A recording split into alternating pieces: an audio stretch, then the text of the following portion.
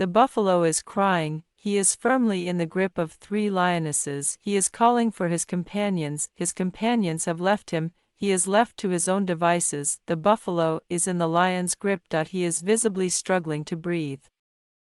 The lioness is in a chokehold in a variety of ways, rolled over onto his back, the buffalo is dragged by her. To kill this buffalo, they have a clear division of labor, they've done everything they can. These 3 lionesses are very experienced hunters.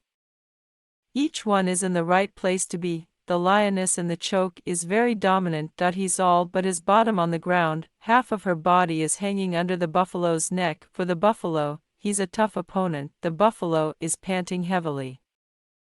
The lioness's bite is beginning to take effect. The buffalo roars miserably. He's now in agony. He can't get out of the lion's grip. The other 2 lionesses don't let up for a moment. They bite the buffalo's back as hard as they can, trying to knock the buffalo to the ground. The tough buffalo is still struggling. He's in a dangerous position. It's up to him to escape. He keeps tossing his head, his eyes are glazed over, it's clear he's exhausted. Look at the professionalism of the lioness in the choke, the buffalo's head is in her arms. He's got his throat in a grip. He's bent over at 90 degrees. It's not easy to do that. The buffalo keeps retreating in pain, each step back is a difficult one. The lioness's body is being dragged along. The buffalo almost stepped on the lioness. Many netizens are asking, why didn't the buffalo use its foot to step on the lion? Because the buffalo itself is afraid of stepping on the lion. If he stepped on the lion, he will fall if he loses his weight. This is the last thing a buffalo wants to do. Such a move would be the same as killing the lion.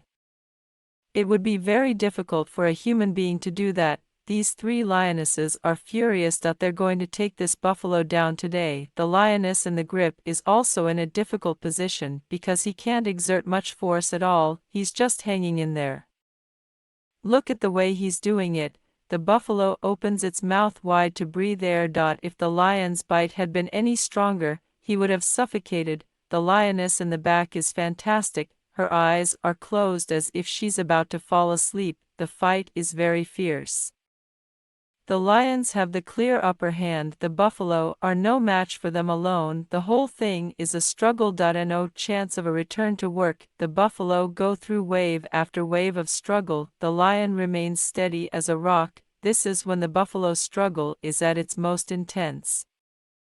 The lioness in the chokehold is in pain, his body keeps rubbing against the ground, the dust and smoke rises. The buffalo, unable to escape, roars again in sorrow. How helpless he looks. The lioness's claws are gripping the side of his head. He almost caught his eye.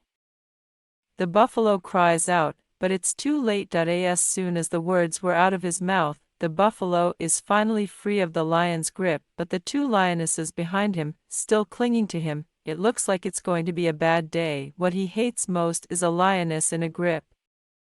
He's chasing him as hard as he can, but he can't move easily. The lioness leaps, jumping straight onto the buffalo's back, tearing at his spine. Once again, the buffalo is in a panic. There's no way back. The best defense is to attack. The reality is harsh, once again. The lion has the buffalo in a grip. This time it's not like the last time. The lion is standing. It takes twice the combined force. The buffalo can no longer resist. It's hard to breathe. It looks like it's going down. The lioness in a grip has learned her lesson from the last one. The buffalo collapses with a crash. The lioness has got what she wanted. The lioness has finally caught her prey. That's it for today's story. Thanks for watching and subscribing.